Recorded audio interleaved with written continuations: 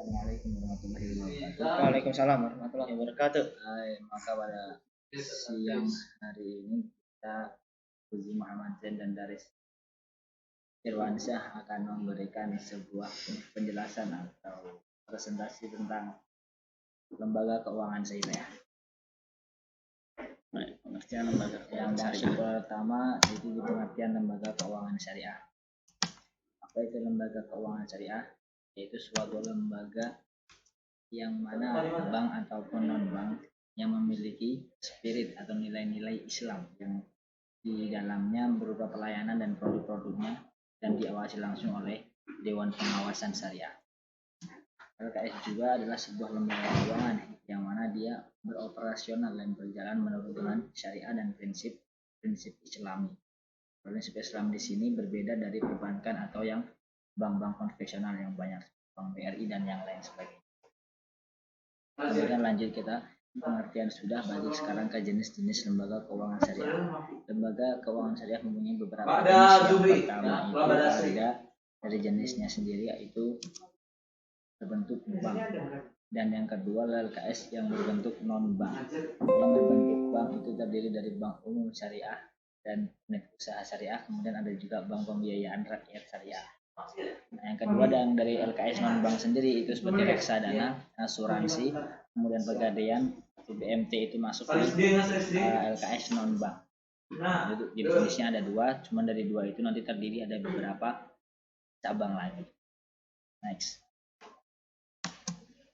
Kemudian lembaga keuangan syariah itu mempunyai karakter dan juga prinsip.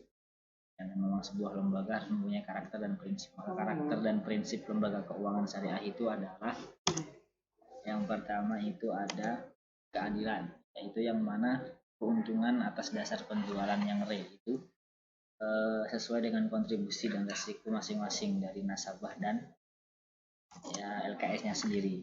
Kemudian yang kedua ada kemitraan atau kerekanan, yang berarti posisi nasabah dan juga LKS sendiri sejajar sebagai mitra kerja atau mitra atau rekan kerja yang saling bersinergi. Untung ya untung atau rugi ya rugi. Jadi sama-sama mempunyai mitra kerja yang benar-benar kemitraan. Kemudian ada lagi transparansi atau yang bisa kita sebut dengan terbuka tanpa ada yang menutup-nutupi laporan apapun itu, sebagaimana yang telah dipaparkan di perjanjian awal, maka nasabah pun tidak akan kecewa atau tidak akan was-was karena memang di sini LKS sendiri mempunyai sistem atau karakter yaitu transparansi yang keterbukaan dalam laporan keuangan. Kemudian yang keempat ada universal, yang artinya LKS sendiri tidak membedakan mau kita dari ras mana, agama mana, suku mana, semuanya diterima. Yang penting ketika menjalankan sebuah transaksi menggunakan prinsip-prinsip Islam sebagai landasan yang mana rahmatan lil alamin. Kemudian ada jadi jenis-jenis sudah masuk ke ciri-cirinya. Ya, karena kan kita harus tahu juga gimana sih ciri-ciri dari LKS itu sendiri. Maka ciri-ciri LKS itu antara lain yang pertama itu ada dalam menerima titipan dan investasi, LKS harus sesuai dengan fatwa. Jadi tidak boleh melanggar karena tadi diawasi oleh Dewan Pengawas Syariah, maka LKS harus sesuai dengan fatwa dari Dewan Pengawas Syariah dalam menerima titipan dan investasinya. Dan ada hubungan antara investor, pengguna dana dan LKS sebagai intermediary institution berdasarkan kemitraan, bukan hubungan debitur kreditur. Jadi kemitraan, makanya sistem kerekanan kerja, bukan sebagai seorang debit dan seorang kreditor. Kemudian ada lagi bisnis LKS itu bukan hanya berdasarkan profit oriented, tetapi juga falah oriented, yakni kemakmuran di dunia dan kebahagiaan di akhirat. Jadi tidak cuma mengejar keuntungan profit, tapi kita juga mengejar akhirat karena memang ini berbasis Islam. Kemudian ada konsep yang digunakan dalam transaksi LKS sendiri berdasarkan prinsip kemitraan bagi hasil.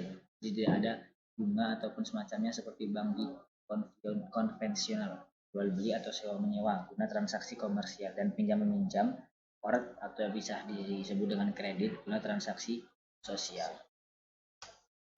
Kemudian LKS hanya melakukan investasi yang halal dan tidak menimbulkan kemudaratan. Tidak ada di lembaga keuangan syariah yang mana di situ investasi untuk korupsi atau investasi dalam barang-barang yang haram, alkohol, bir yang lain tidak ada, karena memang dia berbasis Islam, maka tidak ada yang namanya yang haram, semuanya insya Allah halal 100%. Masih.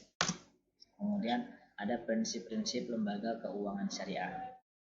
Tadi udah ada karakter, sekarang lembaga keuangan syariah mempunyai prinsip. Itu diantaranya ada 5. Yang pertama, larangan menerapkan bunga. Jadi tidak ada bunga dalam segala transaksi yang dibuat dari nasabah dan LKS. Dalam setiap transaksinya tidak ada yang namanya bunga dalam bentuk apapun dan jenis apapun di transaksi. Kemudian adalah menjalankan aktivitas bisnis dan perdagangan berdasarkan pada kewajaran dan keuntungan yang halal. Jadi tidak semena-mena mengambil profit untuk keuntungan, tapi kita yang wajar aja lah, wajarnya aja dalam berbisnis dan berdagang. Kemudian ada yang ketiga, yaitu mengeluarkan zakat dari hasil kegiatannya. Jadi selama itu hasil kita tidak memang wajib untuk zakat, maka kita harus wajib mengerjakan zakat karena ini Islam. Kemudian ada larangan menjalankan monopoli perdagangan, itu dibolehkan karena memang itu sangat merugikan pihak-pihak yang beberapa pihak yang mana bisa dirugikan dari praktik monopoli tersebut.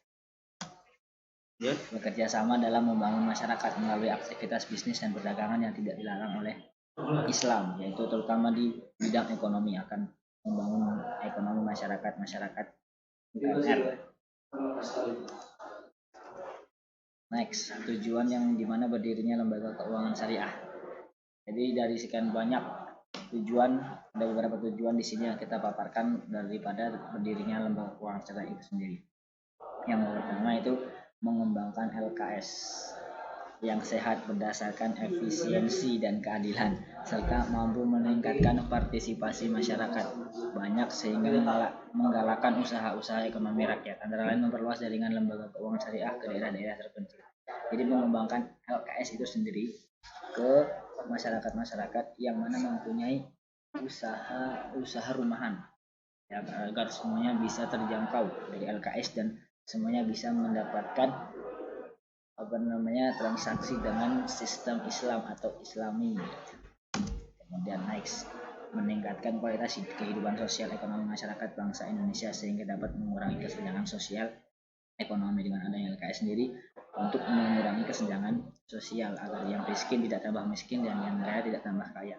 Yang miskin bisa menjadi kaya, yang kaya bisa berbagi kepada yang miskin. Kemudian di sini ada melestarikan pembangunan nasional, antara lain meningkatkan kualitas dan kuantitas, meningkatkan kesempatan kerja dan meningkatkan penghasilan masyarakat banyak. Kemudian yang terakhir, meningkatkan partisipasi masyarakat banyak dalam proses pembangunan, terutama dalam bidang ekonomi keuangan yang selama ini diketahui masih banyak masyarakat yang enggan berhubungan dengan bank maupun lembaga keuangan lain karena menganggap bahwa bunga adalah riba. Kalau di LKS sendiri kan tidak ada riba, makanya di sini agar masyarakat tertarik untuk menyimpan atau melakukan transaksi di yang namanya lembaga keuangan. Yang terakhir, yang nomor 4, mendidik dan membimbing masyarakat untuk berpikir secara ekonomi, berperilaku bisnis dan meningkatkan kualitas hidup mereka. Jadi agar masyarakat Indonesia itu berpikir bahwasanya ekonomi itu penting untuk kelangsungan kehidupan mereka dalam berperilaku di bisnis maupun di meningkatkan kualitas hidup mereka masing-masing. Mungkin ini saja yang bisa saya sampaikan. Selanjutnya untuk kelanjutan bab-bab selanjutnya akan dijelaskan oleh teman saya, yaitu Ustadz Aditya Daris Irwansyah. Baik, kali ini saya akan melanjutkan untuk masalah bank dan perbankan. Ya, ini yang pertama, masalah untuk bank. Bank adalah sebuah lembaga intermediasi keuangan, umumnya didirikan dengan kewenangan untuk menerima simpanan uang, meminjamkan uang, dan menertibkan promise atau yang dikenal sebagai banknot. Dan sedangkan yang belum kita ketahui, masih ada namanya bank itu berasal dari bahasa Italia yang berarti banca, atau banca itu yang diartikan dalam bahasa Italia itu tempat penukaran uang. Ini ditunjukkan oleh Hudson NF pada tahun 1926 di bukunya yang bernama Banking Through the X yang diterbitkan di negara New York. Dan selanjutnya di sini perbankan bank ini adalah badan usaha untuk menghimpun dana dari masyarakat dalam bentuk simpanan. masyarakat dalam bentuk kredit atau juga dalam bentuk lainnya dalam rangka meningkatkan taraf hidup rakyat yang banyak. Terus bank syariah dan perbankan syariah. Bank syariah ini adalah suatu sistem perbankan yang pelaksanaannya berdasarkan hukum Islam atau syariah. Pembentukan sistem syariah berdasarkan adanya larangan dalam agama Islam untuk meminjamkan atau memungut pinjaman. Jadi misalnya bank syariah itu disediakan untuk namanya bentuk untuk peminjaman dengan mengenakan bunga pinjaman riba, serta larangan untuk berinvestasi pada usaha-usaha yang bersifat haram. Terus perbankan dan bedanya dari perbankan syariah itu adalah suatu sistem perbankan yang pelaksanaannya berdasarkan hukum Islami. Jadi namanya perbankan syariah itu sistem perbankan yang untuk pelaksanaannya itu berdasarkan atas hukum Islam atau syariah. Terus pembentukan sistem ini berdasarkan adanya larangan dalam agama Islam untuk meminjamkan atau memungut pinjaman dengan mengenakan bunga pinjaman atau riba, serta larangan untuk berinvestasi pada usaha-usaha yang bersifat haram. Terus jenis-jenis bank berdasarkan fungsinya. Yang pertama ada bank sentral. Bank sentral ini bertanggung jawab atas kebijakan moneter seperti stabilitas nilai mata uang, stabilitas sektor perbankan, dan sistem finansial secara keseluruhan di seluruh negara. Di Indonesia itu contohnya terdapat bank sentral itu dicontohkan oleh Bank Indonesia, yang dimana Bank Indonesia itu memiliki satu tujuan tunggal, yaitu mencapai dan memelihara kestabilan nilai rupiah yang mengandung dua aspek, yaitu kestabilan nilai mata uang terhadap barang dan jasa, serta kestabilan juga terhadap mata uang yang berada di negara lain. Dan tujuannya ini didukung oleh terdapat tiga pilar yang merupakan 3 bidang tugasnya. Ketiganya adalah menetapkan dan melaksanakan kebijakan moneter, mengatur dan menjaga kelancaran sistem pembayaran, serta mengatur dan mengawasi perbankan di Indonesia. Terus lanjut, di sini ada bank umum juga. Contohnya dari bank umum. Jenis bank umum ini menurut Otoritas Keuangan, Jasa Keuangan atau OJK. Bank umum ini adalah bank yang melaksanakan kegiatan usaha secara konvensional dan atau juga berdasarkan prinsip syariah yang dalam kegiatannya itu memberikan jasa dalam lalu lintas pembayaran secara umum. Bank umum itu menawarkan berbagai produk, contohnya menawarkan berbagai produk dan jasa kepada masyarakat sesuai fungsinya dengan menghimpun dana secara langsung dari masyarakat dalam berbagai bentuk. Memberi kredit pinjaman kepada masyarakat, jual beli valuta asing, menjual jasa asuransi, jasa giro, jasa cek, menerima penitipan barang berharga, dan lain sebagainya. Lanjut, yang ketiga juga ada bank pengreditan rakyat. Menurut Otoritas Jasa Keuangan atau OJK, Bank Perkreditan Rakyat atau BPR merupakan bank yang melaksanakan kegiatan usaha secara konvensional atau berdasarkan prinsip syariah, namun dalam kegiatannya tidak memberikan jasa dalam lalu lintas pembayarannya. Terus kegiatan BPR ini juga jauh lebih terbatas dibandingkan yang lainnya dengan kegiatan bank umum. Hal ini karena BPR itu dilarang menerima simpanan giro, kegiatan falas, dan perasuransian. Terus jenis-jenis bank berdasarkan operasionalnya. Yang pertama ada bank konvensional. Bank konvensional ini merupakan bank yang kegiatan usahanya memberikan jasa dan lalu lintas keuangan secara umum sesuai ketentuan yang telah ditetapkan. Terus bank konvensional juga umumnya beroperasi dengan mengeluarkan produk-produk untuk menyerap dan menyalurkan dana. Terus yang kedua di sini ada bank syariah. Bank syariah juga merupakan bank yang beroperasi sesuai dengan prinsip-prinsip syariah Islam. Jadi bank syariah ini berpautan dengan prinsip syariah Islam. Terus bank syariah juga adalah bank yang menjalankan kegiatan usaha berdasarkan prinsip syariah atau prinsip hukum yang diatur oleh Fatwa Majelis Ulama Indonesia atau MUI, seperti prinsip keadilan dan keseimbangan, adil wa tawazun, kemaslahatan, universalisme, serta tidak mengandung goror, maisir, riba, zolim, dan objek-objek yang haram. Dan terus lanjut kita ke asas-asas perbankan syariah. Perbankan syariah itu terdapat ada 3 prinsip utama. Yang pertama itu ada riba. Riba itu prinsip pertama ada prinsip syariah, dan prinsip syariah itu dibagi menjadi 5. Yang pertama itu ada riba, yaitu penambahan pendapatan secara tidak sah, antara lain dalam transaksi pertukaran barang sejenis yang tidak sama kualitas, kuantitas, dan waktu penyerahan, atau dalam transaksi peminjam-meminjam yang mempersyaratkan nasabah penerima fasilitas mengembalikan dana yang diterima melebihi pokok pinjaman karena berjalannya waktu. Terus yang kedua ada maisir. Maisir di sini maksudnya adalah transaksi yang digantungkan kepada suatu keadaan yang tidak pasti dan bersifat untung-untungan.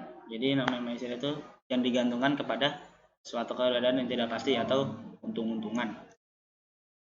Terus lanjut di sini ada goror. Goror yaitu transaksi yang objeknya tidak jelas, tidak dimiliki dan tidak diketahui keberadaannya atau tidak dapat diserahkan pada saat transaksi dilakukan kecuali diatur lain dalam syariah. Terus yang keempat ada haram, yaitu transaksi yang objeknya dilarang dalam syariah. Jadi haram ini tidak boleh dilaksanakan dalam transaksi dalam syariah. Terus yang kelima ada zolim, yaitu transaksi yang menimbulkan ketidakadilan bagi pihak lainnya. Terus lanjut, dan prinsip yang kedua itu ada demokrasi ekonomi. Demokrasi ekonomi adalah kegiatan ekonomi syariah yang mengandung nilai keadilan, kebersamaan, pemerhatan, dan kemanfaatan. Dan yang ketiga juga ada prinsip kehati-hatian, adalah pedoman pengelolaan bank yang wajib dianut guna mewujudkan perbankan yang sehat, kuat, dan efisien sesuai dengan ketentuan peraturan perundang-undangan. Terus lanjut, tujuannya didirikannya perbankan syariah itu apa aja? Yang pertama itu ada perbankan syariah bertujuan untuk menunjang pelaksanaan pembangunan nasional dalam rangka meningkatkan keadilan, kebersamaan, dan pemerhatan kesejahteraan rakyat. Terus yang kedua dijelaskan juga mencapai tujuan menunjang pelaksanaan pembangunan nasional. Perbankan syariah tetap berpegang kepada prinsip syariah secara menyeluruh atau kafah dan konsisten atau istiqomah. Lanjut, fungsi-fungsi didirikannya bank syariah. Yang pertama ada bank syariah dan UUS.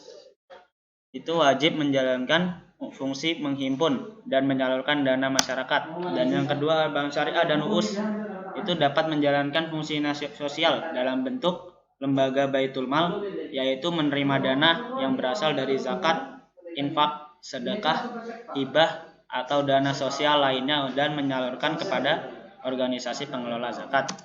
Terus yang ketiga, bank syariah dan UUS itu dapat menghimpun dana sosial yang berasal dari wakaf.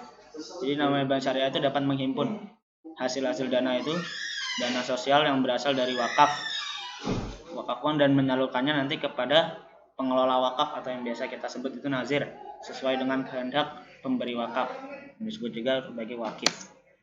Dan yang keempat ada pelaksanaan fungsi sosial sebagaimana dimaksud pada ayat kedua dan ayat ketiga sesuai dengan ketentuan peraturan perundang-undangan. Lanjut, kita ke sesi pertanyaan. Untuk pertanyaan yang pertama, apakah yang dimaksud dengan lembaga keuangan syariah? Oke, lanjut. Dan yang kedua itu ada sebutkan jenis-jenis lembaga keuangan syariah. Keuangan syariah itu dibagi jadi beberapa tadi. Oke. Lanjut yang ketiga, apa sajakah karakter dan prinsip lembaga keuangan syariah? Keuangan syariah. Dan yang keempat ada sebutkan tujuan berdirinya lembaga keuangan syariah. Daftar pustaka ini kita telah menemukan buku-bukunya dari 3 referensi. Baik, mungkin cukup sekian dari kami. Assalamualaikum warahmatullahi wabarakatuh.